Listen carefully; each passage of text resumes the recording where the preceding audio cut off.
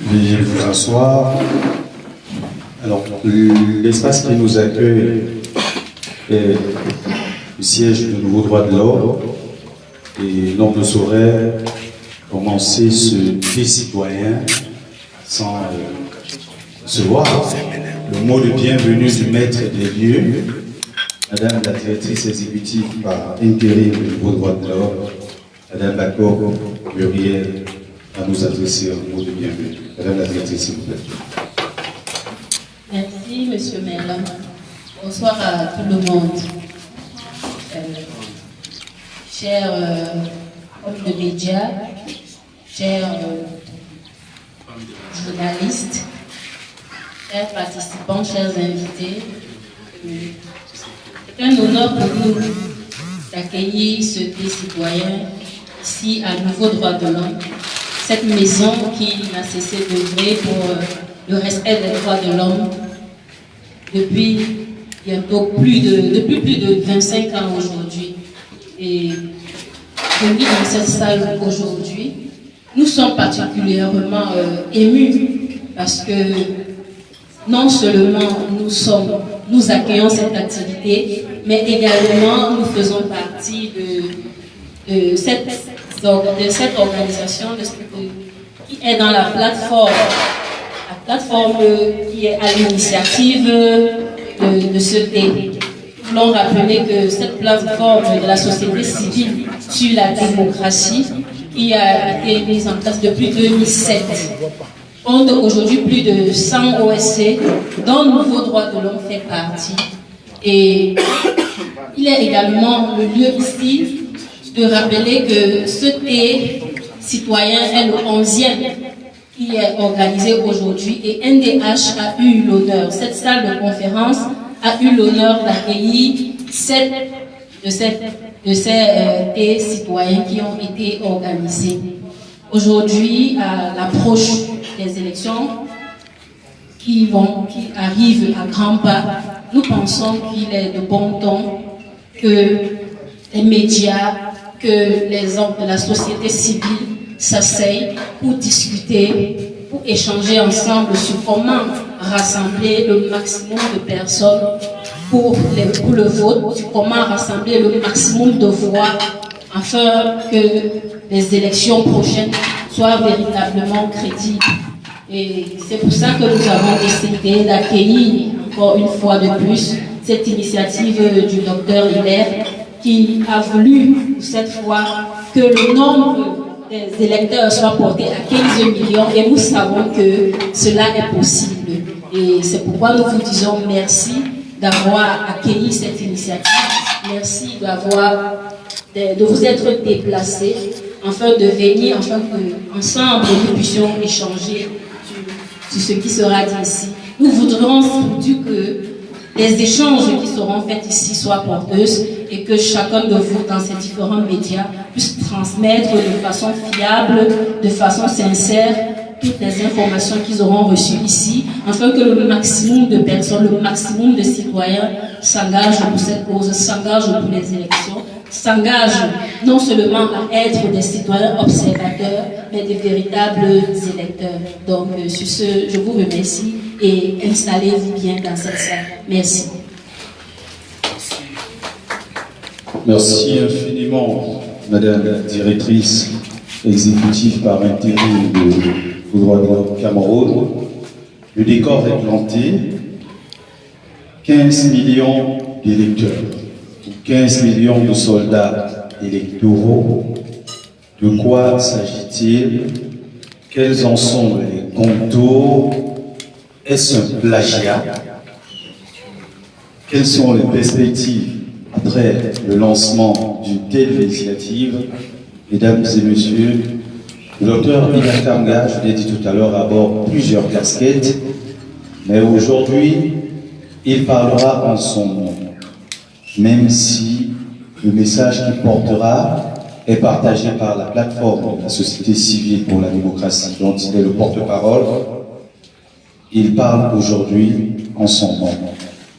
Je vous prie d'accueillir le docteur Ida Kanga, s'il vous plaît. Merci beaucoup, c'est merveilleux. Je vais demander d'abord, je pense que l'occasion a été donnée. Je salue d'abord mes amis, ceux des citoyens non sahariens protocolaires, bien entendu. Je vais commencer par réitérer ou alors rejoindre Monsieur le modérateur sur les excuses qu'il a bien voulu adresser naturellement aux participants, à tous nos amis des médias, à tous nos amis qui sont là aujourd'hui, par rapport au retard accusé pour le démarrage de cette activité. Donc, les intempéries ayant causé quelques torts, on redémarre avec du retard, mais parce que c'est une activité citoyenne et républicaine, je veux oublier des groupes autour de cette activité nationale ensemble, avant d'y aller, parce qu'on est en République, bien entendu. Merci beaucoup. Voilà. Cameroun, berceau de nous. 1, 2, 3, 4. Au Cameroun, berceau de nos ancêtres, va debout et jaloux de ta liberté. Comme soleil, ton drapeau, fier doit être un symbole ardent de foi et d'unité. Que tous les enfants du nord au sud, de l'est à l'ouest soient tout amour, de celui que ce soit leur seul but, pour remplir leur devoir toujours. Chère patrie, et chérie, tu es notre seul et vrai bonheur, notre joie et notre vie, à toi l'amour et le grand honneur. On le fera plus dans la gare.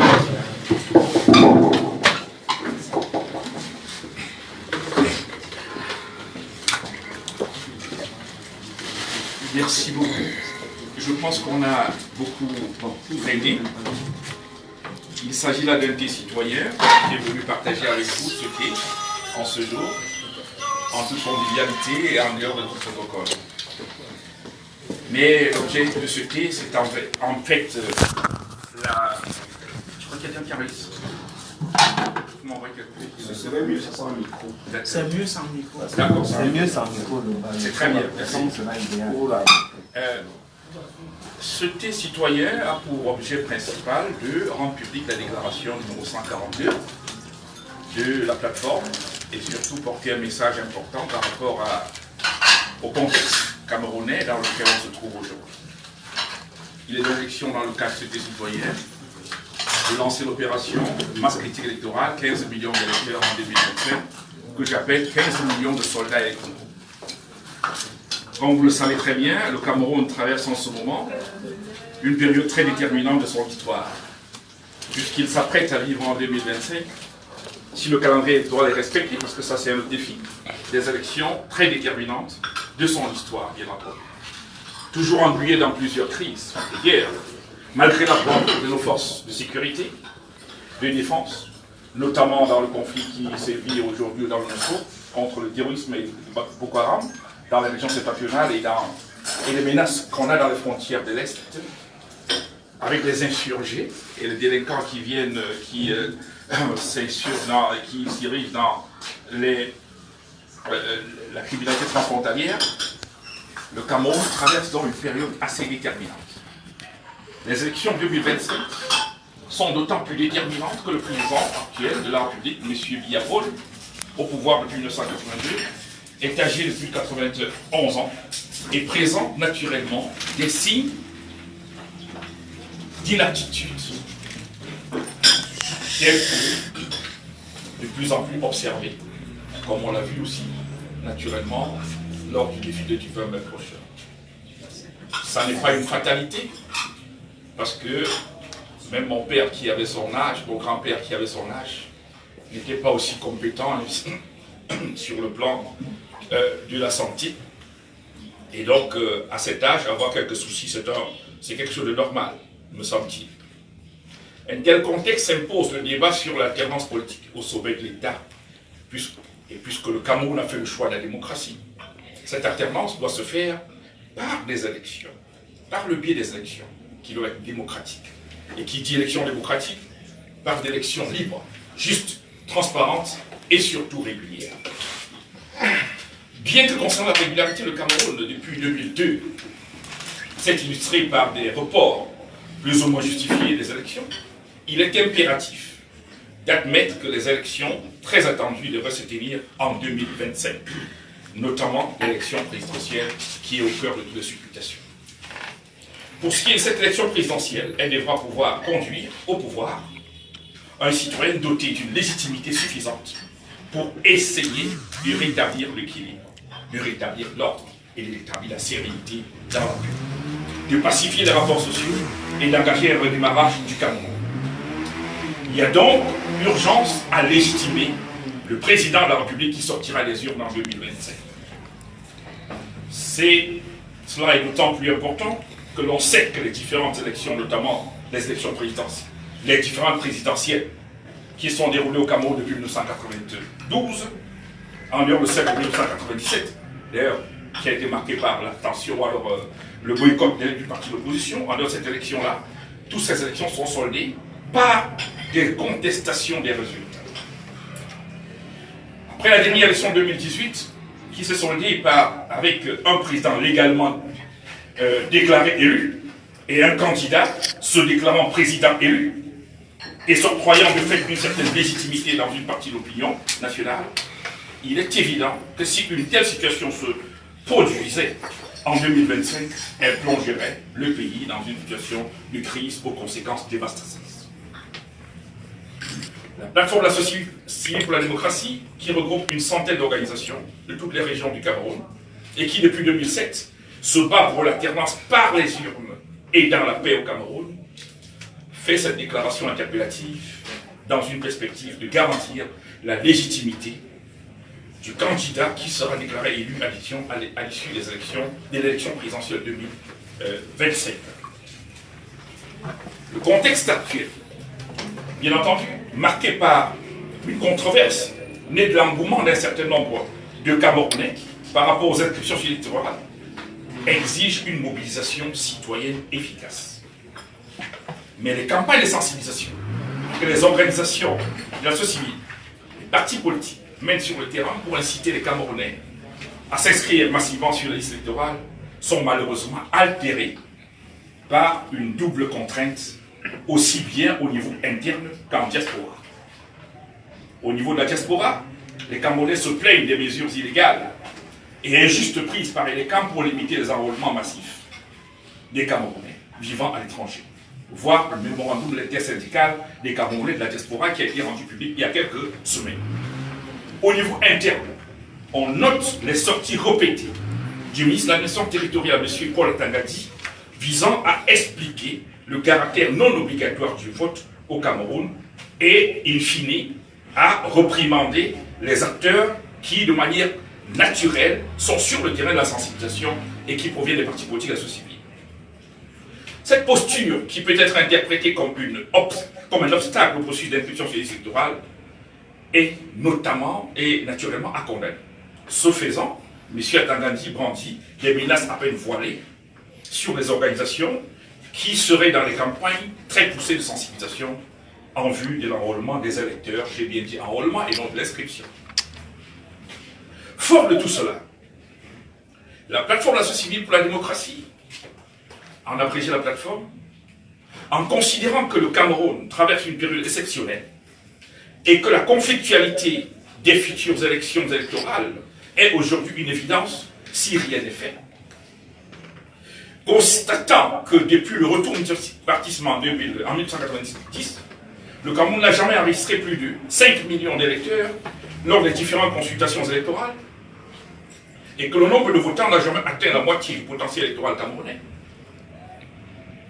Considérant qu'une telle situation altère considérablement la légitimité des élus issus des élections, considérant que le potentiel électoral aujourd'hui au Cameroun est d'environ 15 millions d'électeurs, et ce sur la base de sa population estimée à 29 600 000 habitants, selon les projections les plus crédibles, rappelant que la loi électorale modifiée, complétée par la loi numéro 2012/017 du 21 décembre 2012, donne mandat à des commissions mixtes préparatoires en relation avec les camps, j'ai bien dit en relation, pour l'inscription sur les listes électorales et que ces commissions incluent naturellement les représentants de formations politiques.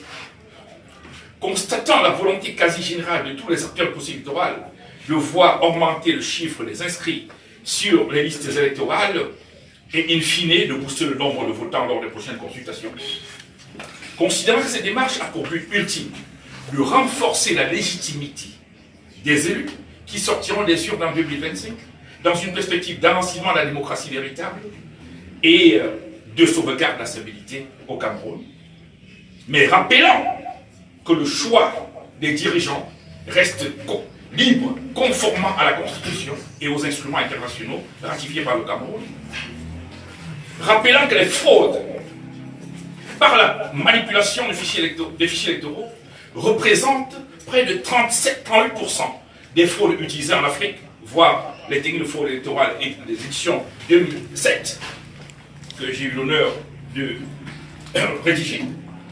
La plateforme lance la campagne pour le vote obligatoire au Cameroun, mais le choix libre. Précisant que le vote est constitutionnellement obligatoire au Cameroun, conformément aux pertinentes dispositions de l'article 2 alinéa 3 de la Constitution. Je cite, le vote est égal et secret, y participe impératif tous les citoyens âgés d'au moins 20 ans. Fin de citation. Article 2, acte 3 de la Constitution. Il convient de souligner que le constituant de 1996 a, dans la lettre de la Constitution, éliminé toute possibilité de non-participation au vote, notamment en précisant de manière impérative, je cite, y participent tous les citoyens. Fin de citation. Rappelant pour la compréhension que cette disposition est une transposition intégrale et littérale, sauf pour l'âge de la majorité électorale à l'époque fixée à 21 ans, c'est une transposition intégrale d'une disposition de la Constitution de 1972, dans laquelle, période à laquelle l'ascension des citoyens n'ayant pas voté était une réalité. Nos parents nous ayant rappelé qu'il leur était exigé non seulement leur carte de vote, mais aussi leur carte d'impôt, alors leur ticket d'impôt.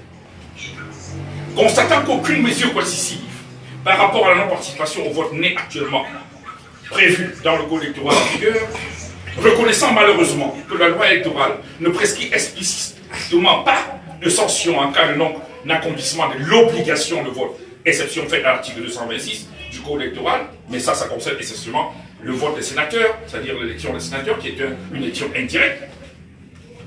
Attendu que le vote obligatoire est une disposition impérative exprimée qui implémente la valeur indérogeable du vote, soulignant que le vote obligatoire doit être vu comme étant un des devoirs que les citoyens camerounais doivent exercer au nom de la consolidation de notre système démocratique, dans la mesure où elle accroît la légitimité des élus et renforce la stabilité.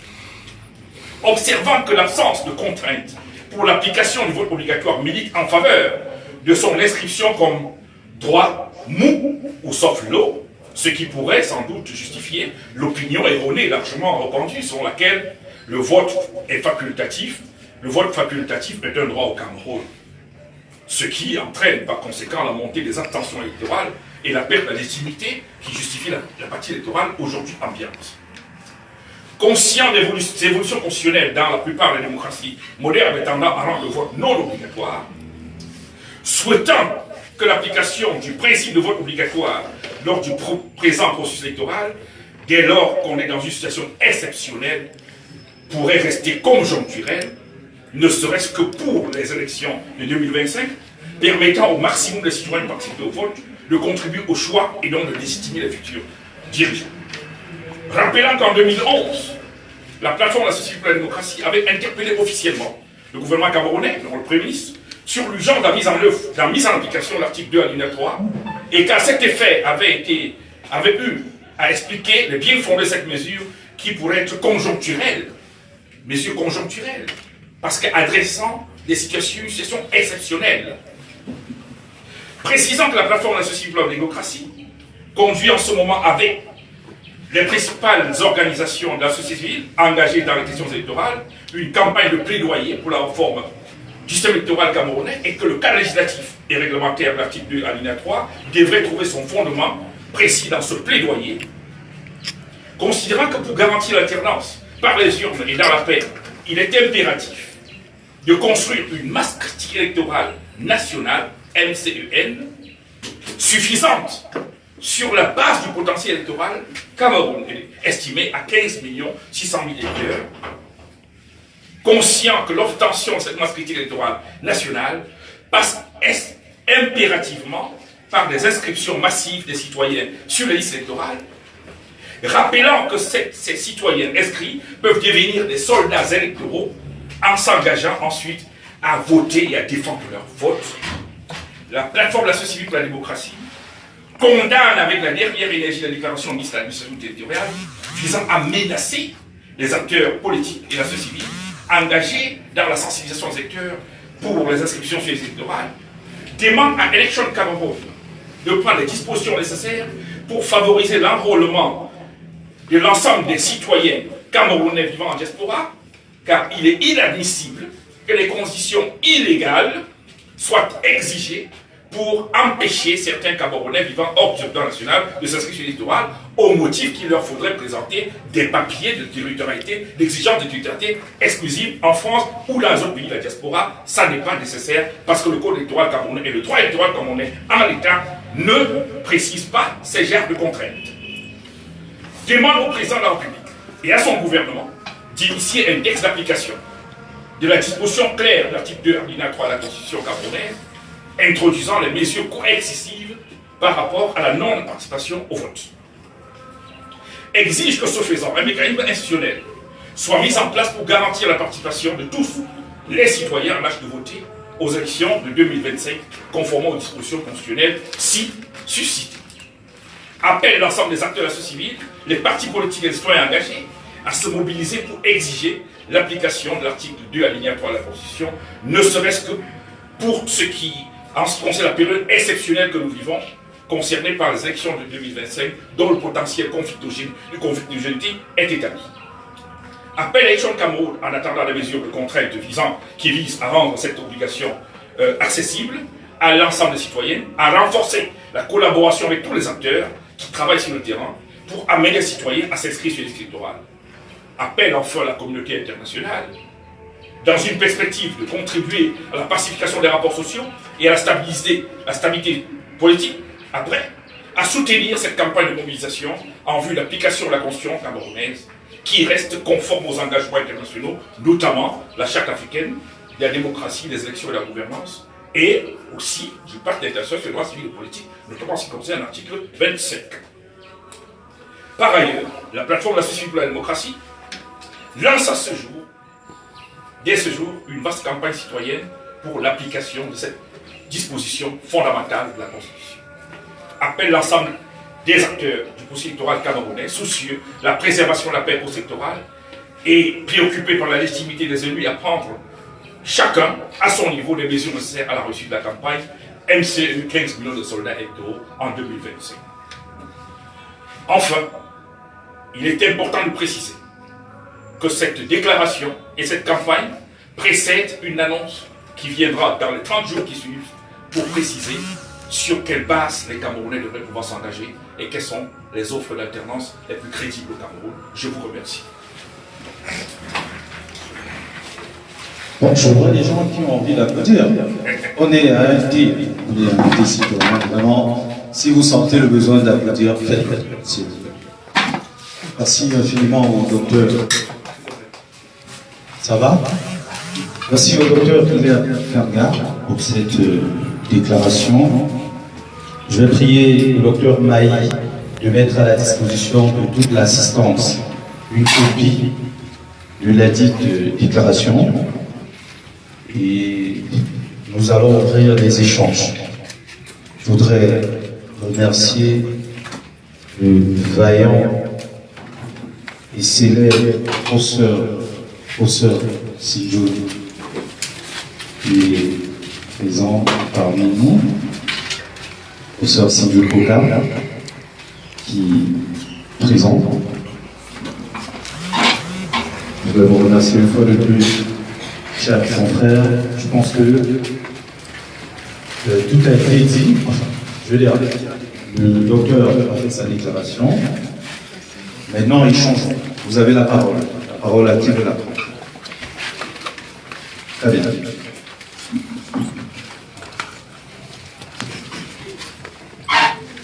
Bonsoir docteur, bonsoir à tous. Van Kamga, journaliste, vous avez une masse critique électorale de 15 600 000 électeurs. Vous venez d'avancer ce chiffre.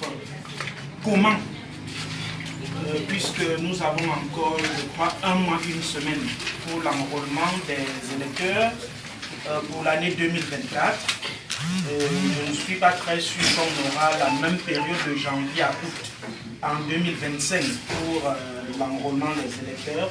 Donc, comment on passe de 6-7 millions à 15 millions?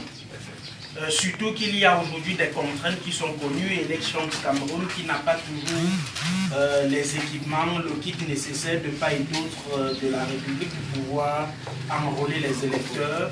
Comment on parvient à obtenir le chiffre de 15 millions? Est-ce que ce n'est pas un chiffre un peu trop exagéré? Est-ce que ce n'est pas une utopie? Merci. Merci beaucoup. Merci mon cher Brand et à Canal. Il fallait que ce débat s'ouvre, bien entendu. Et nous avions anticipé sur une question de cette nature. Pourquoi 15 millions? Parce que ça peut être utopique.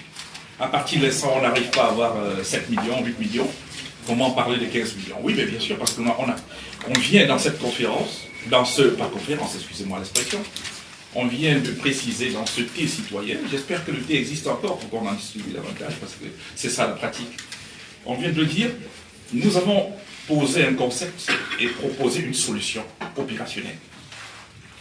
Il revient à ceux qui pensent que la légitimité dans ce pays est quelque chose de sérieux, de pouvoir se conformer aux dispositions. Nous disons, même s'il reste 2 mois, on est à peine 2 mois, pour la période d'inscription à l'enrôlement prévue pour l'année 2024, si tous les acteurs se mobilisent pour l'article 2.3, il est évident qu'on aura les 15 millions, puisqu'on serait dans la contrainte. Il va de soi qu'un militant droit de l'homme qui parle de contrainte, ça peut sonner faux. Mais ça ne sonne pas faux dans mes oreilles, puisqu'on est dans une période exceptionnelle. Exceptionnelle, ça veut dire qu'on peut prendre des mesures exceptionnelles pour arriver, parce qu'à la réalité, in fine, qu'est-ce qu'on attend? On voudrait dépacifier les rapports sociaux, on voudrait déconflictualiser la période post-électorale. Si cet enjeu de pacification et de stabilité est partagé par ceux qui tiennent le pouvoir et ceux qui sont dans l'opposition et l'ensemble des autres acteurs, il va de soi qu'on peut converger vers la solution. Et la solution est là, elle est dans notre texte constitutionnel. Et donc, si on applique ça dès le mois de juillet prochain, en un mois, tout le monde est inscrit. Il n'y a même pas un souci à ce niveau. Tout le monde sera inscrit pour ceux qui ont la carte d'identité nationale, on me le dira, parce que c'est un autre biais, parce que s'inscrire, c'est avoir une carte d'identité nationale. Et à partir de ça, on vient de dire que ça coûte 10 000 ou 15 000, je ne sais pas combien encore, ça veut dire que c'est une contrainte nouvelle. Mais parce que l'État devrait, le gouvernement, M. Biapol, devrait pouvoir adresser l'équation suivante. Est-ce qu'il veut des dirigeants ou un dirigeant légitime après lui pour assurer la stabilité? S'il répond à cette question par lui, il a les clés pour adresser, pour lever tous les boulots d'étranglement qu'il faut pour les inscriptions.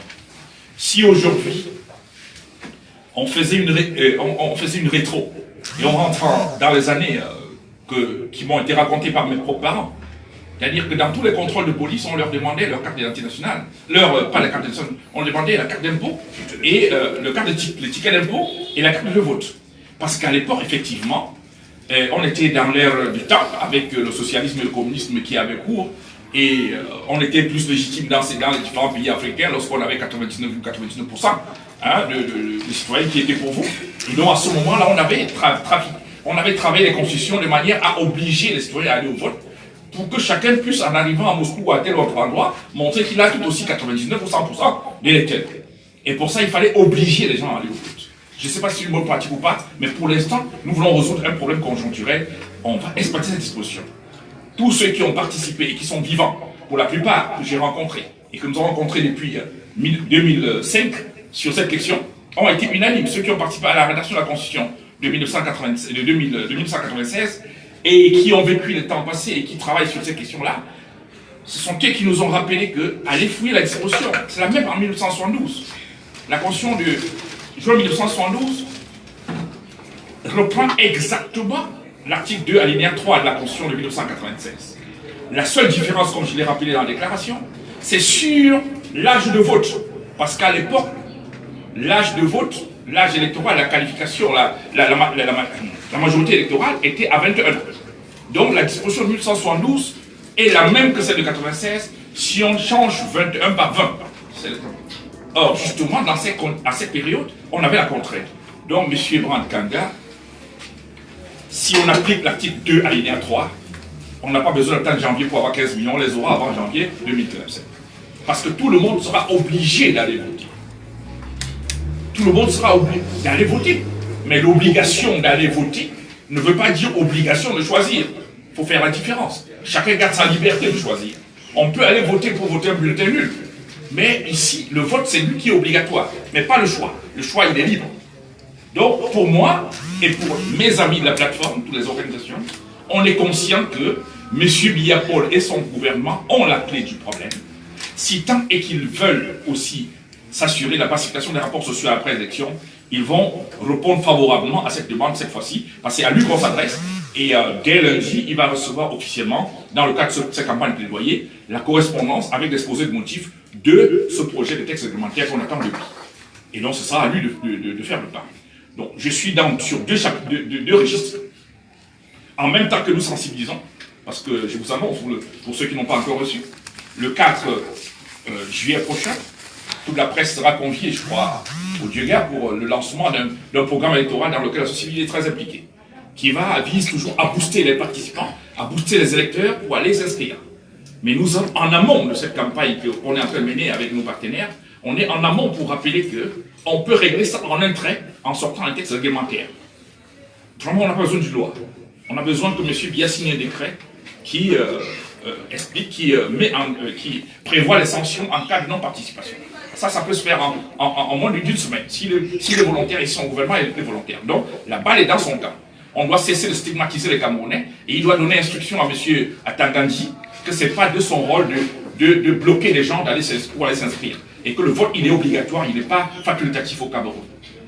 Et sur le plan opérationnel, comment on inscrit 15 millions en un mois?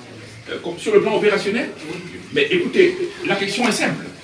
Pour l'instant, et les Camerounais n'ont pas de kit. Comme vous le savez très bien, j'ai le privilège d'avoir été devant vous, avec vous pendant près de 20 ans pour les élections.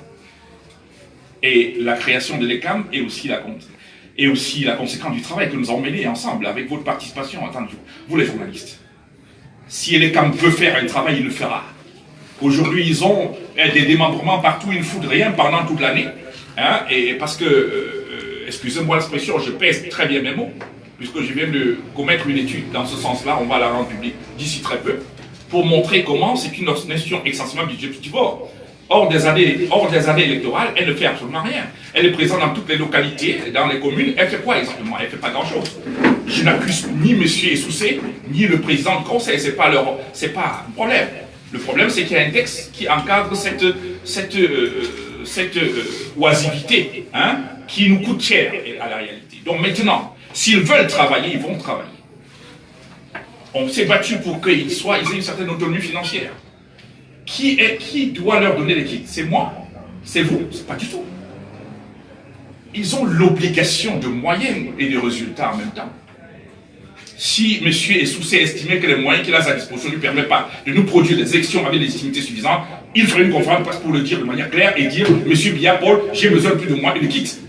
S'il n'est pas capable de le faire, ça veut dire qu'il est complice de ce narcissisme et de cette incapacité à pouvoir faire le travail sur le terrain. Donc l'argument de l'absence de kits ou de l'insuffisance de kits ne tient pas la route. Hein? En son temps, au palais de congrès, j'ai répondu à celui qui a remplacé, que M. Soussa a remplacé. Je lui ai dit, il n'était pas dans sa place, il n'était pas à sa place. Parce que nous sommes battus pour faire créer cette institution, pour que ça puisse nous permettre d'avoir la légitimité des élus. Et donc, s'il n'était pas un bon directeur général, qu'il quitte. Et il m'a répondu devant vous tous. Vous savez ce qu'il a répondu à l'époque, en me faisant croire que j'étais en train de vouloir sa place. je suis désolé pour lui, je n'ai pas besoin d'être directeur général de l'ELECAM Cameroun, c'est trop petit pour moi. Donc, l'ELECAM doit cesser de distiller un discours du genre, ils n'ont pas de kit. Ils doivent même cesser le discours du genre, ils ont peu de moyens. Parce qu'ils sont responsables de leurs moyens. Et à l'époque, à lui-même, au directeur général de l'élection Cameroun, au président de l'élection Cameroun, M. Banda Kimouta, au président de la commission, je les ai réunis un jour pour leur dire le discours est inaudible de nous dire qu'on n'a pas le budget parce que vous êtes des institutions de souveraineté. Donc, il suffit, si vous avez un problème, mettez le pays, le peuple à témoin, faites une conférence de presse, assumez que d'aller payer 10% au trésor pour qu'on vous donne l'argent. Donc pour l'instant, messieurs, mes chers amis, et l'ELECAM n'a aucun problème. Ils sont dans une logique de complicité s'ils ne règlent pas cette question. Mes amis qui sont là sont très compétents, comme M. Issoussi, que je connais très bien depuis au moins 25 ans. Donc il est compétent. Donc il doit pouvoir assumer le fait qu'il travaille sans moyens. Et donc la question n'est pas celle-là. Si M. Biya dit que tout le monde doit s'inscrire, l'ELECAM doit être en capacité de pouvoir le faire. Il doit être en capacité. S'il lui manque les moyens, nous avons assez de moyens au Cameroun pour pouvoir le faire si c'est un enjeu national. Et pour l'instant, c'est un enjeu national. Parce que chacun sait ce qui se passe quand il y a guerre, parce que les élections ne sont pas été, les résultats électoraux n'ont pas été acceptés. Donc si tout le monde est d'accord qu'il faut la paix, tout le monde est donc d'accord qu'au lieu de débloquer l'argent pour faire autre chose, qu'on débloque l'argent pour que l'ELECAM fasse son travail de manière concrète. Oui. Bon après-midi, M. Ile Kanga. Je suis Cyril Ississima du quotidien Mutation. Vous plaidez pour le vote obligatoire ou l'inscription obligatoire, je me perds un peu. Bon, je n'étais pas là en 1972, mais quelle serait la formule pour appliquer une telle mesure? Est-ce que c'est le bâton ou alors vous avez évoqué des sanctions? Ce seraient lesquelles par exemple? Je vais répondre à la question de manière simple. Quelle est la sanction lorsque vous n'avez pas une carte d'identité? Lorsque vous n'avez pas votre carte d'identité, quelle est la sanction? Si vous répondez à cette question, vous avez répondu à toute la question. Si vous êtes en route et qu'on vous interpelle, vous n'avez pas votre carte d'identité, qu'est-ce qu'est la sanction? La réponse est là-dedans. C'est-à-dire que le Cameroun, le législateur camerounais, à l'initiative soit du gouvernement, soit des parlementaires, peut initier une loi qui permet de créer un régime de sanctions. Ça peut être un régime de sanctions de type pénal, ça peut être simplement des contraventions, ce n'est pas à moi de décider. Je dis simplement qu'il faut qu'une disposition constitutionnelle soit appliquée. Il revient à ceux qui en ont compétence et qualité de définir maintenant quel est le type de régime de sanctions qu'on va mettre en place et que les autorités en charge de veiller au respect de la loi, et donc toute la hiérarchie des normes juridiques étant mise en place, que ces autorités-là puissent réclamer que si vous n'avez pas, vous êtes maintenant sanctionné pour de telle ou telle manière. C'est une contravention, vous la payez, hein, c'est une sanction autre chose, vous allez vous mettre à disposition peut-être du procureur. Donc ce n'est pas à moi de définir, mais je dis qu'il y a la possibilité de le faire, il faut organiser pour que ce soit défini. Et si on le définit, chacun va courir pour aller chercher son inscription. Et l'ELECAM doit être en capacité de recevoir tous ceux qui vont courir vers ces bureaux pour les inscriptions. Si tant est que la CNI devient un problème parce que certains Camerounais n'ont pas de CNI, et dont la loi électorale exigeant qu'il faille une CNI pour aller le faire, alors à ce moment-là, il revient encore à l'exécutif de prendre des mesures spéciales, comme on l'a pris par exemple pour l'exonération de l'ensemble des actes liés aux élections, l'exonération des actes liés aux élections, il n'y a pas de déterme, il n'y a pas autre chose. On peut aussi dire que parce qu'on est dans une année électorale exceptionnelle, tout ce qui est demandé pour la carte d'identité est gratuit. Comme on l'a dit pour la renaissance ou toute autre chose. On peut aussi le dire. Parce que c'est de l'intérêt du pays qu'il est question, c'est de la stabilité de notre pays qu'il est question. On peut dire qu'à cet opérateur, on donne une subvention pour payer, pour fabriquer les cartes d'identité à tous ceux qui vont se présenter parce qu'ils vont faire pour aller s'inscrire. Oui, monsieur Eba. Bonjour docteur, je suis Thierry Eba, je suis journaliste. Je suis particulièrement très intéressé à ce qui se passe ici aujourd'hui. J'ai une question. Est-ce qu'il serait possible que la société civile et les partis politiques soient en train de se tromper par hasard de cible lorsqu'on évacue la difficulté que représente le gouvernement et son administration? Est-ce que le problème n'est pas au niveau du citoyen? Et si le problème est au niveau du citoyen camerounais qui a désormais du dédain pour la chose politique ou de la chose électorale, quelle est la formule que vous, la société civile, vous proposez à ce moment? Merci. D'accord. Très rapidement, je pense que je prends à votre collègue, à un de vos collègues, j'ai répondu à cette question ce matin, je crois à RFI, je ne sais pas quel autre média. C'est une insulte, une grosse insulte, souvent qu'on donne aux Camerounais, au peuple camerounais, concernant son immaturité politique très souvent. ou alors son déficit d'éducation politique. Non, le peuple camerounais est l'un des peuples les mieux éduqués politiquement en Afrique. Moi, j'ai le privilège d'avoir fait 27 des 54 États africains. J'en ai fait 27. Et les 2 tiers de ces États, je les ai faits sur les questions électorales. Et donc, je peux avoir une petite idée de ce que le peuple camerounais est très averti par rapport aux autres. Donc, en matière d'éducation politique, il est très près. Donc, vous posez une question qui doit nous amener à répondre sur quels sont les déterminants de la partie électorale au Cameroun. Quels sont les déterminants? Alors, j'en dénombre 3 dans un de mes ouvrages. Mais le premier, le plus important, c'est la rationalité de l'électeur camerounais. Il est rationnel. Et c'est ça, la rationalité de l'électeur camerounais pèse de près de 60% dans la partie électorale au Cameroun. Le reste, ce n'est que ces débats. C'est-à-dire que, bon, voilà, il est rationnel. Même simplement, l'historicité du déroulement électoral ne pèse pas autant que la rationalité. Qu'est-ce que veut dire la rationalité de l'électeur camerounais? Ça veut dire simplement quoi? Il était un gars déterminé en 1990, en 1991, en 1992. Et qu'est-ce qui se passe par la suite? Donc, il est déterminé, il va aux élections. Il va aux élections. Le ratio entre le nombre le potentiel électoral inscrit et celui des votants, c'est de 78% en 1992, donc le plus grand taux qu'on ait pu avoir. Alors, pourquoi? Qu'est-ce qui se passe par la suite? Il se passe qu'il devient rationnel, monsieur. Et il se pose la question. Je me battais pour le changement avec les uns. J'étais avec Kamga dans la rue, parce qu'il voulait, on disait il faut changer, il faut aller au Parlement changer. Kamga est devenu député, par exemple. Et qu'est-ce qui se passe? Parce qu'avant ça, Kamga et moi, on était dans le même bar. On buvait au bar au quartier, on discutait Barça, Real avant le temps et tout le temps. Hein? Maintenant, quand il a été élu député, lui, il a changé parce qu'il a une voiture gratuite. 30 millions, on lui donne une voiture. Maintenant, il ne s'arrête plus dans mon bar, il est au 11e étage, on lui donne. Et donc, du coup, moi, lui, il a changé, moi, je n'ai pas changé. Mais en retour, qu'est-ce qu'il fait pour moi? Quand il pose cette question, il a un autre genre de comportement. Donc, quand il analyse de manière rationnelle le comportement de l'ensemble de ceux qui ont été au pouvoir, alors qu'ils étaient avec lui, pour se battre pour les mêmes choses, il s'est dit, attends, in fine, qu'est-ce que je fais? Ça veut dire qu'à la réalité, la bataille restait pour ceux-là. Maintenant, quand ils reviennent de manière concrète sur le pouvoir central, le pouvoir de Yaoundé et autres, il analyse le comportement des opposants, de tous ceux qui sont venus avec des étiquettes, on va changer, on va faire ceci et tout, quand sur la durée il analyse ces comportements-là, il finit par se dire, ben, écoutez, entre le moment où je vais laisser ma boutique ici au marché central, pour aller m'inscrire, alors que j'aurais pu avoir 5 000, et pour quel intérêt je le ferais?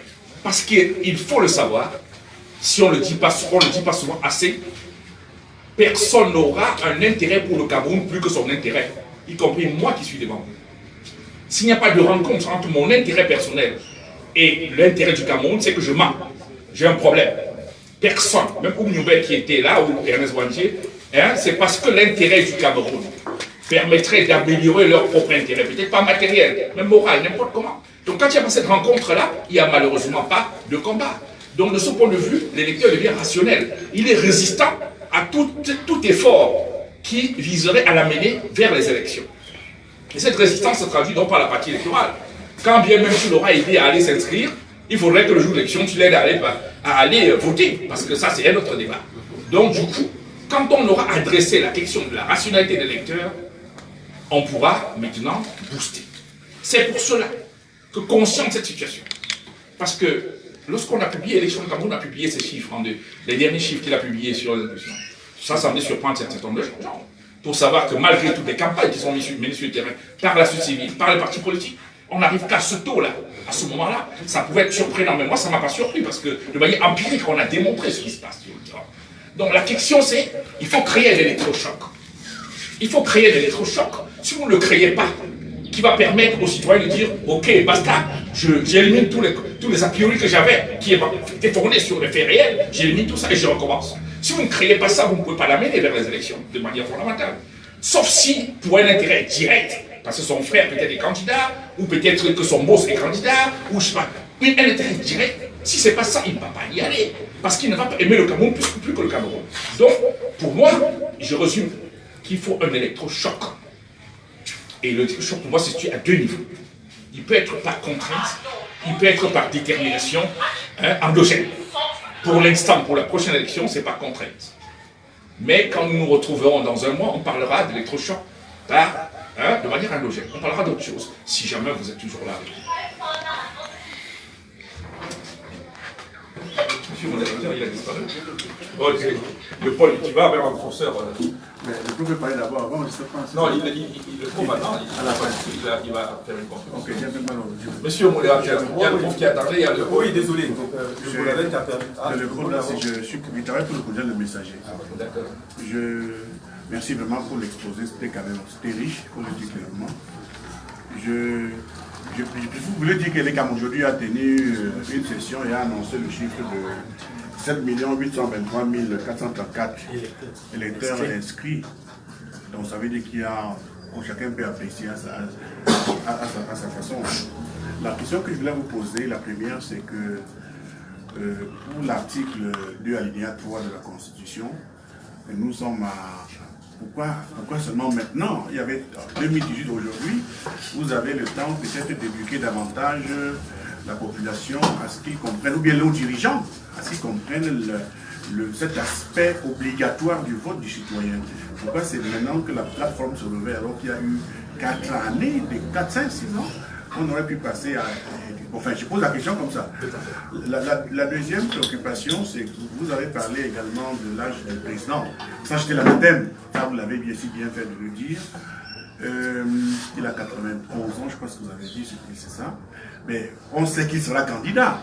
Ça, c'est... Oui, il sera candidat pour les 7 prochaines années. Bon, maintenant, je ne sais pas comment la plateforme vous interprétez et comprenez cela.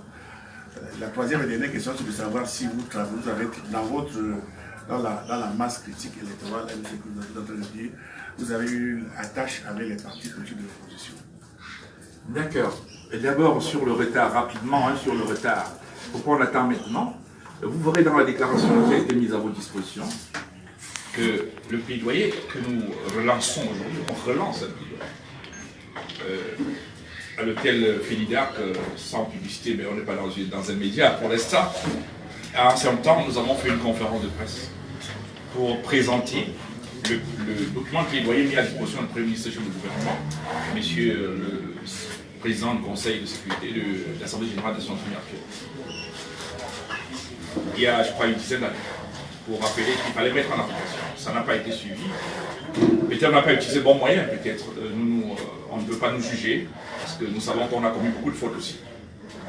Maintenant, pourquoi on le fait maintenant? Parce que c'est quand nous avons regardé la scène, quand nous avons observé la scène, et voir, surtout avec les dernières déclarations de M. Atangati, ça a attiré notre attention en liberté. Il vaut bien qu'on rappelle quand même que ce n'est pas le cas, que c'est autre chose. Et c'était l'occasion de remettre sur la table l'obligation de vote, qui est pour nous, doit rester conjoncturelle. C'est-à-dire pour adresser la situation en conjoncture, les situations exceptionnelles, on adopte une mesure exceptionnelle. Donc c'est pour ça. Donc peut-être on aurait fait avant, ça aurait eu plus de résultats. Mais je voudrais ici indiquer que dans le processus de construction des textes réglementaires, j'ai supervisé notre travail dans le cadre où on a parlé de la loi de du décret, un décret en 2008, le décret d'avril 2008, le décret d'avril 2008 sur, comment on appelle, sur l'application de la loi de 2004 sur les déguerpissements. Et j'expliquais que ça fait partie des textes réglementaires dont le processus de construction a duré moins de 2 mois. Vous savez pourquoi? Juste parce que, en 2008, en février, M. Timi Yoguna déclare de manière claire que j'ai cassé des gens et tous ceux qui sont non autochtones, je ne sais pas les mots, je veux dire, on peut dire, c'est pas entre guillemets, tous ceux qui sont non autochtones dans Yaoundé ou dans le Foudi vont pouvoir, s'ils n'ont pas de titre, ils vont partir. C'était ça qui. Donc 2009 sera terrible. Et lorsqu'il le dit, ça veut dire qu'il heurte la plupart de ceux des pontes du régime, entre guillemets, qui sont dans le Fondi, qui sont à Yaoundé, qui ont des terrains, dont les familles ont des terrains. Et donc, du coup, le processus de construction de la loi d'application de cette loi qui datait de 2004 et ça n'a eu un décret, ça prend 2 mois, entre le moment où celui qui est ministre des Forêts aujourd'hui, il était secrétaire général, je crois. Voilà. J'oublie son nom. Donc, entre le moment où ils conçoivent le projet de texte, de décret, et le moment où on le promulgue, où on le rend public, ça dure 2 mois. 1 mois et demi.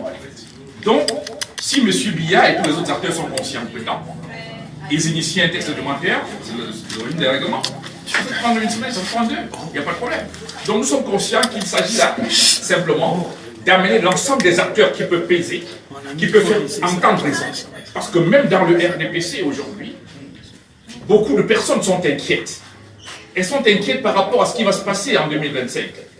Et nous croyons que ces personnes sont aussi des Camerounais. Nous croyons que notre combat n'est pas par rapport aux opposants ou aux gens du régime, que ce soit des gens qui sont au régime ou à l'opposition, tout le monde devrait avoir intérêt que les élections produisent des résultats moins contestés, qui ne devraient pas générer, une crise, un conflit. Parce qu'il y a des gens aujourd'hui qui sont tapis là, qui attendent que la crise naisse, pour qu'ils entrent dans les maisons où ils ne peuvent pas entrer là pour dire, vous pensez que vous mangez le sur la table le matin parce que vous... Donc il y a des gens qui attendent. Et donc même au RDPC, les gens devraient être dans l'intérêt, comme ça a été le cas en 2008, de pouvoir aider, nous aider, et s'aider eux-mêmes à ce que les textes d'application de l'article 2.3 puissent voir le jour, pour qu'on pacifie les rapports sociaux pour sélection.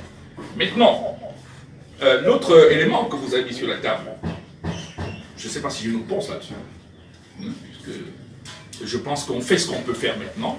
On est avec les autres acteurs politiques. Vous aviez, Messager a ouvert nos rencontres avec le groupe des partis politiques qui travaillent sur la réforme du système électoral. Nous travaillons avec tous ces acteurs, et à toutes nos rencontres au niveau du groupe de la réforme électorale au Cameroun, nous convoquons, nous travaillons, nous invitons les gens du RDPC, nous invitons les gens de l'opposition, parce qu'on estime que 2025 n'est pas une affaire d'opposition face au RDPC. C'est une question de renaissance de pays. Il faut qu'un pays change pour tout le monde, y compris pour ceux qui nous ont oppressés. Parce que ceux qui vont venir ne vont pas gouverner un Cameroun fracturé, ils vont gouverner un Cameroun réconcilié. Et on doit créer les conditions de réconciliation. Et pour le faire, il faut passer par des élections qui fédèrent les gens. Et donc, de ce point de vue, je pense qu'on peut, dans le cadre de cette campagne de plaidoyer, amener les uns et les autres à comprendre l'intérêt de converger pour produire des élections qui amènent une légitimité des élus. Ça, c'est ce que nous pouvons faire. On fait à notre manière pour l'instant, et on pense que les autres acteurs de la société civile qui sont avec nous vont continuer là. Et de même manière que les partenaires au développement doivent pouvoir interagir auprès du régime de Yaoundé, auprès de M. Biya-Paul, pour pouvoir amener M. Biya-Paul à dire qu'il est temps qu'il pose un acte important avant de partir. Il est le déterminant de la stabilité ou de la non-stabilité pour 2027. Il peut donc le faire, pas en se présentant comme candidat, mais en créant des conditions pour que, là, même s'il veut choisir son fils ou sa femme, ou je ne sais pas qui encore, pour mettre là, ce n'est pas mon problème. Mais il peut quand même créer des conditions pour que les élections, la post-élection 2025 soit moins conflictuelle. Et la seule condition, c'est qu'il y ait une grande participation des citoyens. Alors, le professeur, si je Oui, je suis extrêmement très heureux de me retrouver ici, incidemment. Non, il m'a appelé hier, il m'a envoyé un message que je n'avais pas reçu. Beaucoup d'autres aussi.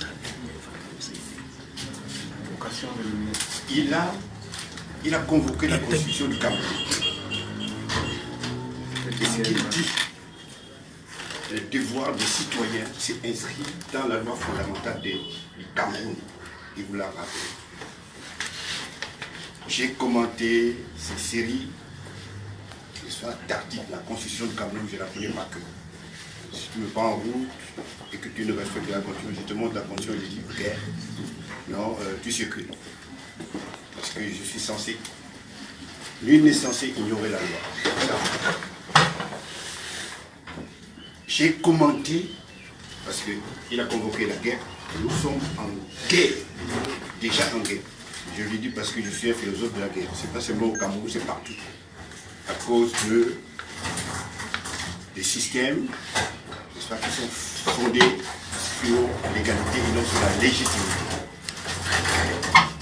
Le président de la République, il peut convoquer l'article 8 de la loi fondamentale. Je ne sais pas si vous avez, si quelqu'un a ça ici, il peut lire. Très rapide. On dit en cas d'urgence, il prend des mesures d'urgence et il informe la nation en cas d'urgence. Et on spécifie que par exemple il y a la guerre, les frontières sont menacées. Donc, à l'époque, vous savez que le président de la République a parlé, Boko Haram, en 2016, je crois, précisément. Et le président de l'Assemblée Le lendemain, il dit que Boko Haram est parmi nous. Et j'avais indiqué qu'il faut l'entendre. Le procureur doit l'entendre parce qu'il faut qu'il le désigne. Ce n'est pas n'importe qui dit que Boko Haram est parmi nous. Je vais demander qu'il soit entendu. Parce que si l'ennemi est parmi nous, on est en guerre civile, terrible. Et j'avais dit aussi, il y a l'article 9 de la Constitution. En cas d'exception, le président de la République, ça c'est composé des deux alinéas. J'ai dit l'article 9 que j'ai convoqué, j'ai cité le premier, le deuxième c'est en cas d'exception. Le président de la République prend des mesures d'exception et il informe la nation. Il tient un discours au peuple du Cameroun pour dire que nous sommes menacés. Il devient dictateur. Je crois que j'avais eu une polémique avec mon jeune fils Bona Guini. Il m'a dit qu'il vient de transformer en dictateur. J'ai dit oui, il en a pour 2 jours, 3 jours, 1 semaine, 2 semaines. Le moyen, on en a. Il modifie la constitution du Cameroun. Parce que le peuple du Cameroun, depuis le président Aïdjo jusqu'à aujourd'hui, on n'a jamais eu une constitution de type consensuel. C'est des mesures d'exception. Les mesures d'exception ne viennent pas d'ici. Quand tu disais que tu étais obligé d'être citoyen, de marcher avec ta carte, ta feuille d'impôt, ils avaient 99%, 99%, chaque élection. Donc ils se donnaient, n'est-ce pas, une légitimité qu'ils n'avaient pas. Donc le président de la République, il peut déclarer tout de suite, et je suis content qu'ils aient pris cette initiative, pour lui dire, ok, il faut qu'il prenne des mesures d'exception. D'exception. D'abord rendre le vote obligatoire. Comme il a dit, le citoyen doit voter. On peut même allonger, n'est-ce pas? Il peut dire qu'il en a pour 3 mois, 4 mois. Généralement, dans les autres, tel que ça s'est passé dans l'histoire, on dirait qu'il avait 6 mois. Il devient dictateur quand même. Il dit on va modifier la constitution, on va faire tout ce que le peuple, parce qu'ils ont déjà fait le boulot technique. Donc ceux qui disent que ça va nous coûter combien, c'est rien du tout. La communauté internationale n'a aucun intérêt, n'est-ce pas, qu'on se mette en guerre. De toute façon, ce sont eux qui soutiennent le terrorisme, tout ça. Donc ils n'ont aucun intérêt parce qu'ici, aujourd'hui, la guerre ne les arrange pas. Donc le président de la République, qu'ils ont remis le dossier. Parce que moi j'avais déjà dit ça, il doit être un dictateur. C'est pour 6 mois. 6 mois, il dit voilà. Donc le président, le délai dont vous parlez là, on peut même renvoyer les élections, mais qui doit prendre. Imaginons qu'il ne soit plus là aujourd'hui. C'est sérieux. Vous voyez le désordre qu'il y aura. Le président du Sénat qui doit le remplacer, est-ce qu'il va le remplacer? Il faut faire très attention. Il a le temps de prendre des mesures d'exception. C'est-à-dire, il suspend. Il dit que voilà, il va partir des études qu'ils ont, vous avez fait des études, je vous félicite d'avoir rédigé ces mémorandums pour adresser au président. Et moi, j'ai dit ça tous les jours à la radio. Le président doit prendre des mesures d'exception. Il va une constitution, n'est-ce pas, consensuelle. Je vous rappelle un détail. Quand en 1958, le président d'Aïdjo, n'est-ce pas, il est Premier ministre. On demande, n'est-ce pas, une assemblée constituante. Il dit que c'est une assemblée de bavards. Donc sans objet. Le président de la République va reprendre le même mot, n'est-ce pas, lorsqu'on a demandé de faire la conférence nationale. Il a dit que c'était sans objet. Or, le peuple était dans la rue. Vous demandez, de toute façon, il faut quand même qu'on vote et que ça a une valeur. Donc je pense que le président a la clé de la situation dans laquelle nous nous retrouvons aujourd'hui. Ce n'est pas seulement le Cameroun, c'est partout en effet. Mais s'il faut passer par la guerre pour gagner tout ça, parce que vous voyez, c'est pas hasard ici qu'ils ont dit 15 millions de soldats. Des soldats. Ça veut dire que les gens sont prêts aujourd'hui, ne soient à mourir parce qu'ils vont défendre leur patrie. Et c'est partout en Afrique. Votre génération, c'est celle qui leur fait basculer l'Afrique noire sur la pente de son destin. Il est du fédéral. Donc je pense que le président de la République peut se référer à la loi. À la loi. Article 9, alinéa 1. Il prend des mesures d'exception parce qu'il sait que ce qui va mettre les gens dans la rue aujourd'hui, c'est des élections contestées. Est-ce qu'il a intérêt à rentrer dans l'histoire dans cette situation-là? Je pense qu'il n'a aucun intérêt. Donc je pense que vous êtes fondés. Hein, et nous allons rappeler ce que nous avons déjà dit. Ça c'est ma position depuis toujours, que le président doit être un dictateur. Dictateur, ça veut dire qu'il doit donner aux Camerounais une constitution, des élections pas contestées. Merci beaucoup, professeur. Merci. Professeur, Eric Boniface Chapelle, c'est vrai qu'après écouter le professeur, je ne sais pas si quand on parle dictateur dans un contexte de démocratie, de liberté, cela peut toujours passer. Mais je n'ai pas voulu parler avant parce que je sais que la plupart, je connais le titre depuis très longtemps et je connais la plupart des idées développées. C'est pour ça que j'ai laissé le privilège aux collègues de le faire. Mais il me semble qu'il faut vraiment évoquer un point très important. 15 millions de soldats électoraux, on parle de masse critique électorale, c'est théorisé depuis 2007-2008. Mais est-ce que, dans la rationalité du vote, c'est pour ça que je prends la parole. D'abord, on semble s'adresser à un candidat lui-même, c'est-à-dire dont les dysfonctionnements ont toujours servi les intérêts. D'abord, est-ce qu'il a intérêt, s'il est candidat, à corriger quoi que ce soit, alors que tous les dysfonctionnements lui ont toujours profité? C'est-à-dire, en 92, le président de la Cour suprême, c'était encore la Cour suprême qui gérait les élections, avec malgré quelques irrégularités, malgré il fallait confirmer que c'est bien l'actuel chef d'État qui a remporté l'élection. Chaque fois, même dans les déclarations des officiels gouvernementaux, on les entend dire qu'il y a eu quelques irrégularités, mais globalement, ce n'était pas de nature à infléchir le résultat. Donc, c'est toujours pour eux des proportions marginales. Est-ce que ceux qui ont toujours profité de cette situation ont intérêt? Parce que c'est aussi ça la conquête du pouvoir, celui qui l'a veut le conserver, celui qui ne l'a pas veut arriver. Est-ce que celui qui est là a intérêt à prendre ce type de réforme? Et puis la masse critique, je m'intéresse pour là. Il est établi que, vous l'avez écrit dans les techniques de fraude électorale, la fraude ne se passe pas seulement au niveau c'est pas au niveau du nombre seulement de votants. Beaucoup ne votent pas aussi, ça c'est ce que nous revient aussi dans les enquêtes, parce qu'ils pensent que les dés sont typés d'avance. C'est-à-dire, les résultats sont connus même avant que le vote ne se déroule. Conséquence, il y a donc cette démobilisation, parce que certains ont plusieurs fois été témoins du fait que dans les urnes, voilà ce que ça donne, dans les tendances, et puis quand on va les résultats finaux, c'est très loin de ce qu'on a pu observer. Et est-ce que ce n'est pas au niveau des autres aspects de fraude qu'il faut peut-être agir et non se concentrer en disant en 92, si on dit que l'élection était serrée, il n'y avait pas eu autant de... Il n'y avait pas 15 millions d'électeurs en 92. Il y avait même, je crois que 7 ou 9 candidats.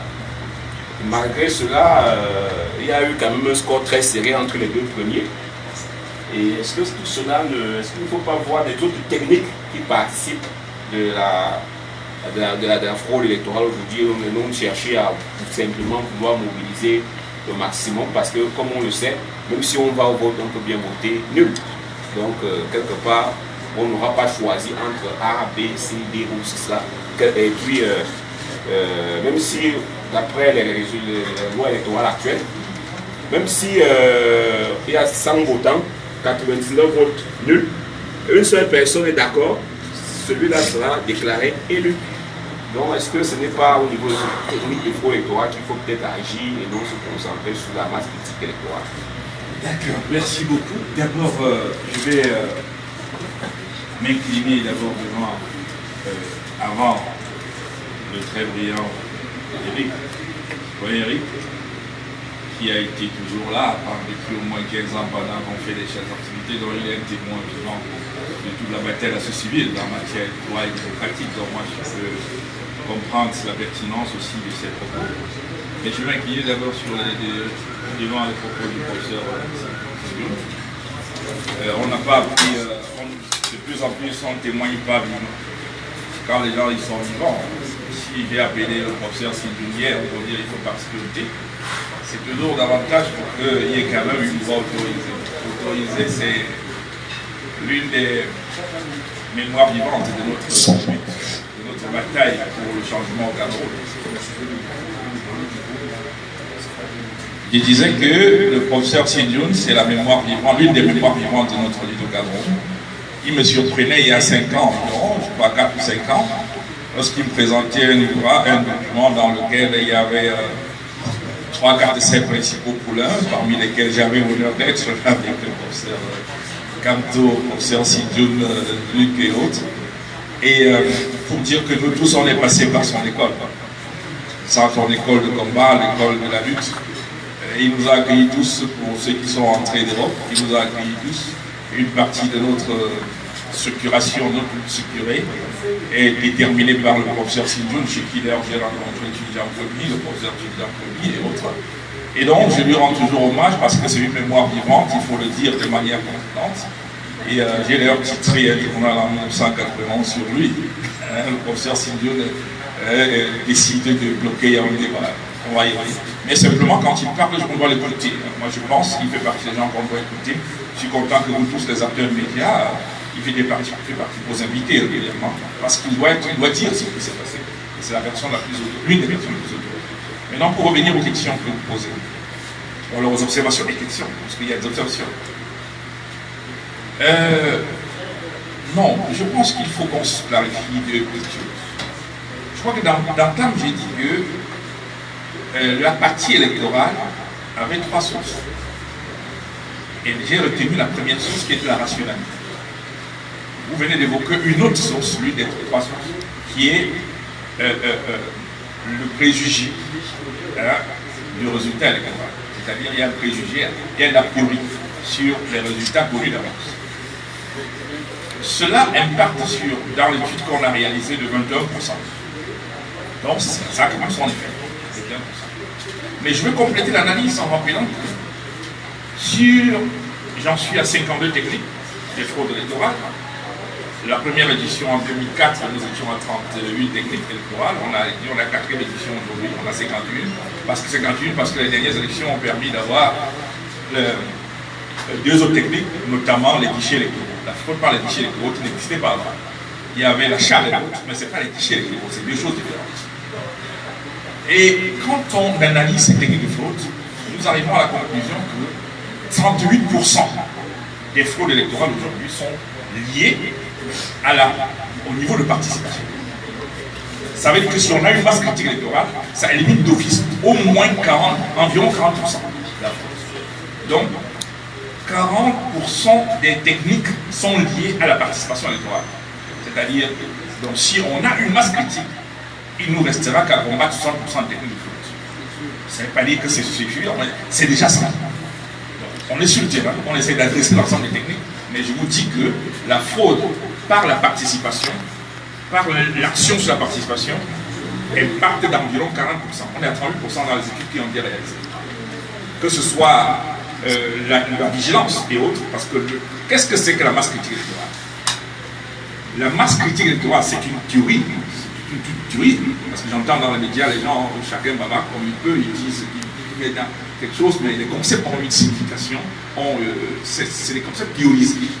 La masse critique électorale, c'est le minimum de citoyens dans une circonscription électorale, ça peut être une localité au niveau national, capable de se convertir en électeur, d'aller voter en s'inscrivant, capable d'aller voter et de s'assurer de l'usage qui est fait de son choix d'environ, c'est-à-dire de contrôler son vote. La somme de ces citoyens constituera dans une circonscription ce qu'on appelle la MCE, masse critique électorale locale. Et je démontre dans l'un de mes ouvrages que les exemples de la force de la masse critique électorale montre à suffisance que même les 40% sont petits à l'arrière. Parce que dans ces ouvrages, je montre que la MCEL, parce qu'il faut distinguer entre la masse critique électorale locale, MCEL, et la masse critique électorale nationale. La masse critique électorale nationale étant l'agrégation des masses critiques électorales locales. La masse critique électorale locale, on l'a vu dans plusieurs localités.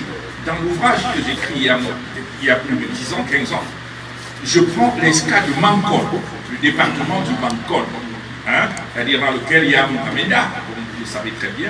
Je prends le Noun, je prends le Nyon-Ekele qui était sous contrôle de l'UPC. Et je prends ces trois exemples pour montrer l'expression de la masse critique. On ne fraudait pas dans ces localités-là parce qu'il y avait une masse critique électorale. Personne ne pouvait avoir l'idée même d'imaginer frauder à Bamenda. Ce n'était pas possible, c'est pas envisageable. Personne ne pouvait imaginer frauder dans le Noun. D'ailleurs, dans les enquêtes, il y a un des préfets du Noun qui a fini l'élection étant logé à Bafoussam, dans un hôtel Bafoussam de l'université. Bon, je ne suis pas dans les médias, mais il a logé à Bafoussam parce que les populations avaient dit que s'il remet pied là-bas, on finit avec lui, comme on dit au quartier. Donc là-bas, il y a une masse critique électorale locale suffisante pour bloquer la fraude. Dans l'Union Ekele, c'est la même chose. J'ai quand même le privilège de former les observateurs électoraux dans la plupart du diocèse du Cameroun, y compris le diocèse des écarts. Et là, j'ai pu comprendre quelle était la masse critique. Où tu es UPC, où tu n'es rien là-bas. Et tous ceux qui sont là sont UPC dans l'âme. Donc on vote UPC. Il n'y a pas de débat. Maintenant, on n'a pas voté UPC à un moment donné parce que, effectivement, l'UPC était dans des crises et certains étaient devenus RDPC. C'était compliqué à faire. Mais là-bas, c'était UPC, tout le monde. Et donc, quand vous avez une masse critique électorale locale, il n'y a pas de fraude possible. Parce que les populations, le nombre de ces personnes-là est suffisant pour bloquer toute velléité de fraude. Hypothèse de travail. Dans un village, vous avez les bureaux de vote qui ont 500 personnes officiellement, mais qui n'auront que 200 personnes. Si vous avez 10 bureaux de vote, ça fait que 200 personnes, ça fait 2000. Vous avez une brigade de gendarmerie qui a 15 personnes, la plus grande, 15 personnes. Donc parce qu'il n'y a pas de poste de police dans le village. Ça veut dire que pour avoir la masse critique électorale, vous avez seulement les 10% des 2000 personnes des bureaux de vote, vous avez une masse critique électorale suffisante parce que les 15 gendarmes ne tiendront pas devant les 200 personnes qui se lèvent au même moment. C'est ça la masse critique. Et donc si on l'agrège au niveau national, on a ce qu'on appelle la masse critique électorale nationale, qui, c'est-à-dire que toutes ces personnes déterminées à défendre par tout le monde leur vote et leur droit se mettent ensemble. Et c'est pour ça qu'il faut comprendre la pertinence d'un philosophe dirigeant qui s'appelle M. Biapol, qui en son temps a dit, tant qu'il y a des respire, le Cameroun vit. Parce qu'il savait que si on crée la masse critique électorale nationale à Yaoundé, il tombe. C'est pour ça qu'il faut éviter de la créer. Donc de ce point de vue, je voulais conclure, M. Chouaké, en disant, Eric, en disant, nous travaillons sur la participation pour l'instant, mais les autres leviers de la société travaillent sur les objections. C'est pour ça que quand le cas que vous allez arriver au Dieu-Gars pour la cérémonie pour laquelle vous êtes conviés, vous comprendrez que dans les 360 communes, la société va être présente pour accompagner les électeurs, les citoyens à aller s'inscrire, à aller retirer leur carte et à aller voter. Ça, c'est une autre dimension. Donc, il y a plusieurs dimensions de la bataille et chacun doit jouer son rôle dans cette dimension. Pour l'instant, nous sommes d'agir sur 38% de fraude électorale. 38% c'est la participation électorale, c'est ce que j'avais à dire. On va prendre deux dernières. C'est bon? Deux dernières, Siama. Oui, alors, bonsoir à tous. Driss Souyaya, c'est mon nom, journaliste pour le média en ligne Marabat Cameroun.info. Alors, vous l'avez dit à l'un de vos propos, la plateforme de la société civile pour la démocratie lance dès ce jour une campagne relative à l'article 2, alinéa 3. J'aimerais savoir quelles sont les modalités de cette campagne. Première chose, c'est d'abord l'appropriation du concept par le milieu, par la communauté médiatique, par tous mes amis de médias. Il faudrait que tous les médias comprennent que ces discussions existent et que le débat s'ouvre. Je sais qu'à partir de demain, les constitutionnalistes du pouvoir vont monter au créneau, ils vont construire des théories pour essayer de déconstruire, de déconstruire la crédibilité de ce que nous avançons. Il faut que ce débat ait lieu et que vous essayez dans un premier temps de faire que les plateaux soient suffisamment équilibrés pour permettre que les dépositaires de la science électorale viennent challenger et contrebalancer toute la dynamique.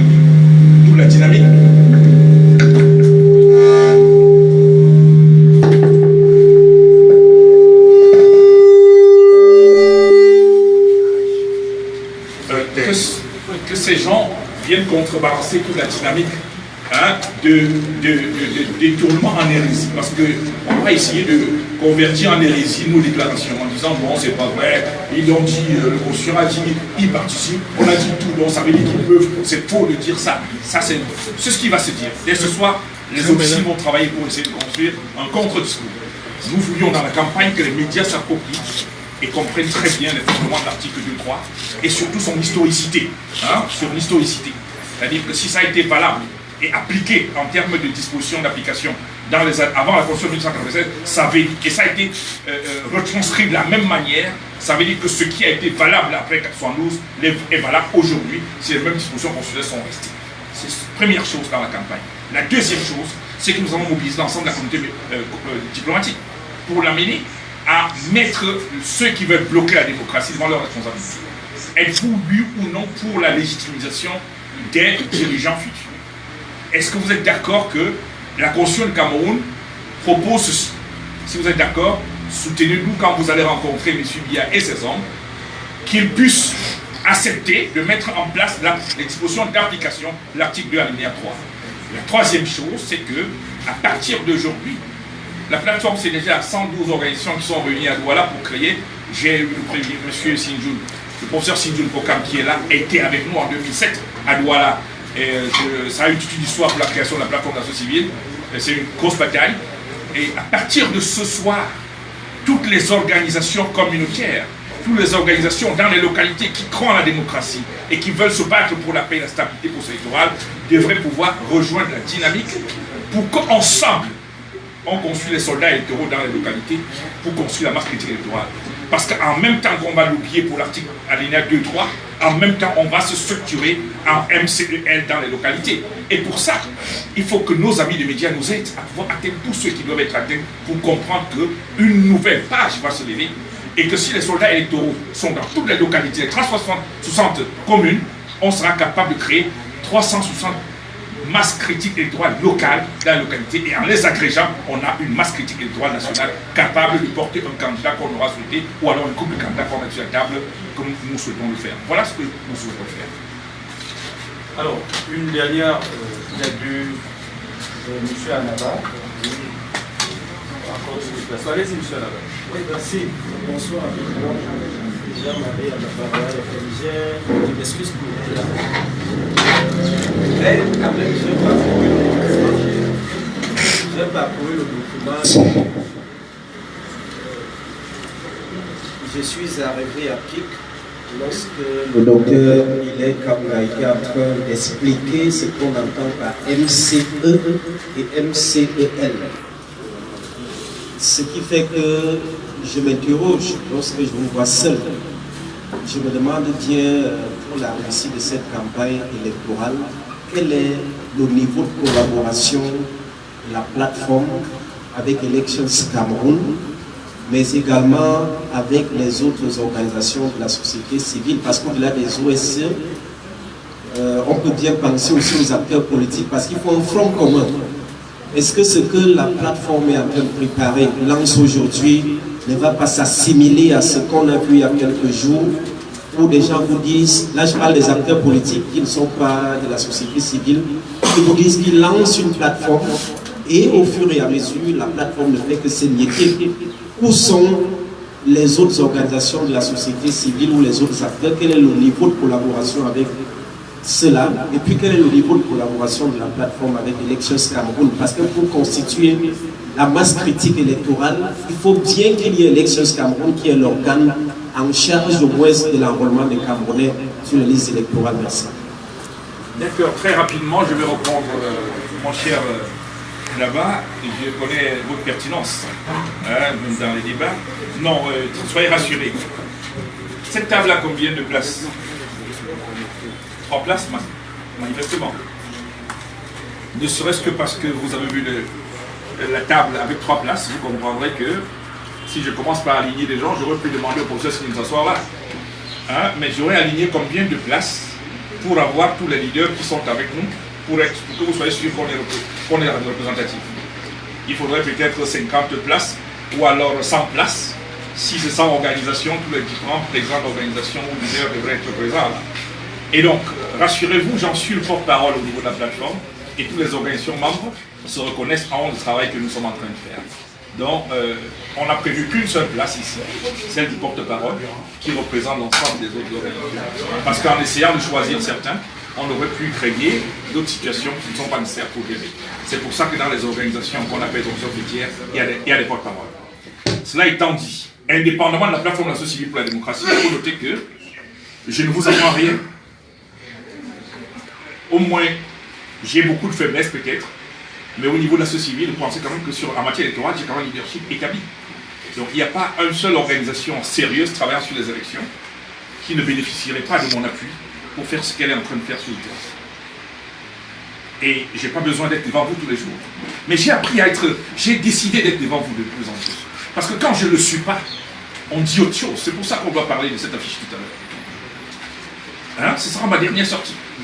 Quand je ne suis pas, on dit autre chose. Je suis obligé d'être là tout le temps. Et chaque mois, désormais, on aura des citoyens. S'il y a une seule organisation qui travaille sur les élections au Cameroun et qui ne se reconnaît pas dans ce que je dis ou dans ce qu'on a fait, ou qui n'a pas réussi notre appui et surtout de mon appui, c'est qu'elle ne travaille pas sur les élections. Je l'affirme de manière claire.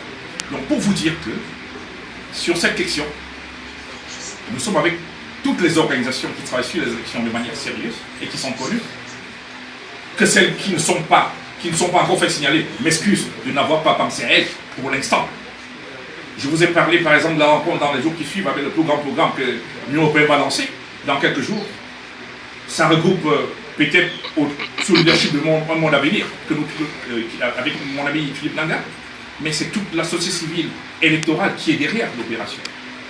Et c'est toute la stratégie des bailleurs sur cette question qui va être lancée le 4. Nous sommes avec, on est ensemble, parce qu'on travaille sur plusieurs chapitres. Et vous serez là pour écouter ce qui va se faire. Nous serons, comme je l'ai dit, dans 360 communes. Les moyens ont été mobilisés pour être dans les 360 communes pour travailler. Et ça répond à votre deuxième question. Équipe de l'ECAM, c'est ce que vous avez dit. Sur cet autre volet, et l'ECAM est partenaire direct. On n'ira pas dans 360 communes sans Élection Cameroun, puisqu'ils sont partenaires là-bas.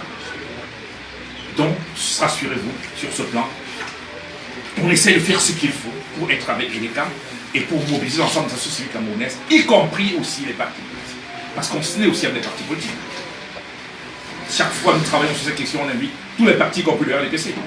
Pour l'instant, les MRC, Dignatagana, tout le monde, FC, BCRN et tout ça, ils sont avec nous dans la mobilisation. Parce qu'on a notre cadre de travail. Je vous remercie. La dernière observation que je... Ah, oui. Oui. Je parle parce que j'ai demandé la parole. Bien sûr, bien sûr. Ma question a déjà été répondue. Merci au docteur pour la présentation de cette initiative. Quand j'ai vu l'invitation, nous étions en train de présenter au public le résultat de ce que la société civile peut faire pour amener le plus de personnes à participer aux élections et dans la paix. Et c'était un travail qui a été vraiment fait par Dr Ile Kamga et son cabinet. Et je te dis à notre ami journaliste que c'est un travail que la société civile dans son ensemble fait et m'a présenté ici du fait que seul autour de la si seul, mais c'est tout à fait. Merci encore, docteur, merci pour l'invitation. Merci. Alors, docteur Hilaire Kamga, on est en train de terminer. À tout seigneur, tout honneur. Moi, j'ai deux préoccupations. La première relative à la polémique dont j'ai fait allusion au début de ce thé citoyen, qui est né de la diffusion de l'information, de la tenue de cette rencontre entre vous et les autres. Qui a plagié qui? Parce que j'ai planté le décor en présentant aux confrères, aux invités, ce support de communication qui date d'avant 2011, où on voit bien écrit dessus, tous aux yeux, 10 millions de citoyens. C'était la caravane de la démocratie. Je voudrais que vous répondiez à cette question.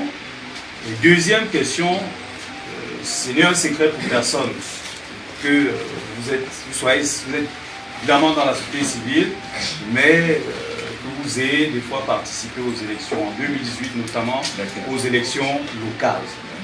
Docteur Hilaire Kamga ne se cache-t-il pas derrière la société civile pour préparer le terrain pour une éventuelle candidature en 2025? D'accord, première question, il faut répondre de manière claire. Je suis de ceux qui ne parlent pas trop, qui ne parlaient pas trop par le passé. Je suis à travers mon centre de recherche et je le félicite, je remercie M. Guy Feugap, c'est le chef de projet de WULF Cameroun. WULF Cameroun qui a à sa tête quand même une des organisations les plus importantes, une des dames les plus responsables au Cameroun aujourd'hui en matière de société civile parce qu'elle pilote mondialement ce réseau qui date de plusieurs siècles. Donc, sur la polémique, je vais désormais de plus en plus parler de moi, quitte à ce que les gens estiment que je tourne des choses vers moi, parce que même vous les journalistes, très souvent, vous n'êtes pas futés de ramener à l'ordre un certain nombre de gens, même quand je vous invite très souvent ou qu'on se retrouve, parce que vous êtes dépositeurs de la vérité et vous ne restituez pas pour certains la vérité. Je ne suis pas là pour les polémiques de qui a initié quoi. Je suis là pour rappeler simplement que pour ceux qui ont estimé que 15 millions, c'était un plagiat de quelqu'un ou d'un groupe, qu'ils se ravissent. Je n'ai jamais dit que quelqu'un m'avait plagié. Mais je voudrais rappeler que la campagne que vous avez vue, ces affiches ont été faites en 150 000 exemplaires. 150, je n'ai pas dit 15 000. Ces affiches, c'est 150 000 exemplaires. Non, pas celle-là, c'est celle-ci. 150 000 exemplaires. Et nous sommes rendus, nous sommes en 2010. Nous sommes en 2010. Nous avons lancé dans le cadre de la campagne de démocratie l'opération 10 millions d'électeurs. Et un certain nombre d'électeurs, un certain nombre de Camerounais qui ont porté des mouvements similaires étaient avec nous. Et nous avons encouragé ceux qui, quelques années après, ont lancé 11 millions d'électeurs. On a dit c'est très bien parce que nous y faisons un concept qui marche. Puisque l'enjeu étant la participation électorale, si le concept a pu booster, on peut accompagner les autres concepts qui arrivent par la suite. Mais il ne faudrait pas que on inverse les rôles. Nous n'agions de personne parce qu'on est un laboratoire de création. Et on crée des concepts. Et ces concepts, l'essentiel pour nous, parce qu'on veut que on a lancé l'opération 10 millions d'électeurs en 2010. Et on a pu avoir le résultat, s'il est mitigé ou pas, mais on a quand même fait les 10 régions du Cameroun. Et on a installé des volontaires de la démocratie dans toutes les 10 régions qui ont diffusé et mis en place le dispositif pour que cette campagne puisse peut-être produire un résultat, pas ce qu'on attendait pour avoir les 10 millions, mais au moins une évolution significative du système électoral camerounais. Donc, les 15 millions d'électeurs, c'est la suite de 10 millions d'électeurs lancés en 2010, et nous le disons aujourd'hui 15 millions, parce que le potentiel c'est 15 millions 600 000 électeurs. Que toute polémique soit réglée sur ça. Donc maintenant, cela étant dit, j'ai été candidat, oui bien sûr. Est-ce que le Dr Kamga se cacherait derrière ce civil pour être candidat? Je n'aurais pas besoin de me cacher. L'un de mes combats, c'est de dire qu'il n'y a pas de démocratie sérieuse s'il n'y a pas de candidature indépendante. Et tous ceux qui ont lu par exemple l'ouvrage de Foran vont comprendre que les candidatures indépendantes sont au cœur du dispositif. Beaucoup d'acteurs de la société civile sur le terrain aujourd'hui sont représentatifs dans leur localité. Ils peuvent représenter les gens parce qu'ils se battent avec la communauté sur les questions de santé, sur les questions de développement, sur les questions de forêt. Ils sont représentatifs et peuvent donc mieux incarner que tout politicien, peut-être les désidératas des populations, pour pouvoir aller porter leur mairie locale, pour pouvoir aller à l'Assemblée porter les couleurs pour les désidératas de la population. Mais quand le système électoral camerounais ne promeut pas les candidatures indépendantes, je dois dire c'est pas bon. C'est pas bon. Et donc ne faites pas, monsieur Saint-Mérindom, le procès d'avoir des prétentions présidentielles pour me cacher. Il n'y a pas besoin de me cacher. Puisque ce qu'on va lancer dans quelques jours, si in fine on pense qu'un candidat indépendant comme Dr Kamga peut être le candidat de consensus, je n'en dirai pas non, pas du tout, c'est pas ça l'enjeu. Comme M. Touake, comme M. Sinjoun peut être le candidat. Donc les acteurs de la société civile sont bien placés tout aussi pour gérer une transition au Cameroun. Il faudrait donc que le cadre leur permette de pouvoir le faire. Donc je n'ai pas besoin de me cacher pour le faire. Nous avons une candidature qu'on appelle candidature pédagogique, et dans tous les médias, je l'ai rappelé, elle était pédagogique. elle visait à montrer aux gens qu'il y a un discours, un débat à faire sur la possibilité des non-politiciens d'être dans des campagnes électorales. Et tous nos écrits ont été conformes à ce discours et à cette démarche. Donc c'est une démarche pédagogique et nous continuons à rester là-dessus. Si aujourd'hui tout le monde encense le Sénégal, je crois que vous savez très bien que Sonko, le couple des Sénégalais, ont élu 2 personnes, pas une. Et les 2 personnes, c'est dans le cadre d'une candidature indépendante. Sonko n'a jamais été candidat, Diomaye n'a jamais été candidat du PASTEF, parce que le PASTEF était dissous. Vous le savez très bien. Donc, pour dire qu'on a intérêt à avoir des candidatures indépendantes dans le système pour que les choses marchent très très bien. Je n'ai pas besoin de me cacher, monsieur Nudom. Tout Camerounais a le droit d'être candidat et le pays est à une situation exceptionnelle. Toute personne doit être dans une possibilité de pouvoir être candidat à la présidence pour l'année 2025. Je vous remercie. Merci infiniment, Dr. Merci à tous, chers confrères, et aux prochains citoyens. Il y a un invité quand même. Des interviews. Il y a encore un invité quand même, non? Voilà, c'était alors le 11e thé citoyen à la presse que nous a proposé aujourd'hui et cet après-midi le docteur Hilaire Kamga que vous avez suivi. Je pense que nous avons été édifiés sur Panorama Papers. Retrouvons-nous très prochainement sur Panorama Papers pour un autre direct, peut-être une autre actualité. Merci également à toute l'équipe et à son directeur et à tout l'ensemble du personnel de Panorama Papers. Merci. Retrouvons-nous très prochainement. Et c'était le 11e thé citoyen du docteur Hilaire Kamga. Très bientôt.